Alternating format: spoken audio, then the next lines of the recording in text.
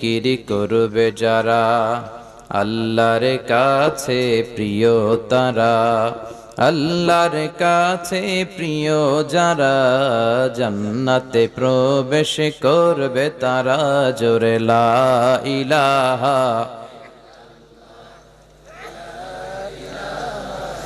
লা ইলাহা ইল্লাল্লাহু মুহাম্মাদুর রাসূলুল্লাহ সাল্লাল্লাহু আলাইহি ওয়াসাল্লাম।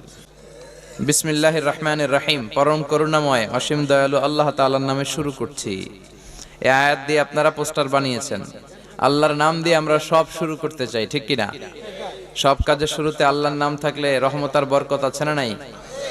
বেশি না কম? সব জায়গায় বিসমিল্লাহ রাখতে রাজি আছেন তো? কোন জায়গা থেকে বিসমিল্লাহ আবার উঠাই দিবেন না তো? আল্লাহ সহিহ সমঝ দান করুক, পড়ি আমিন।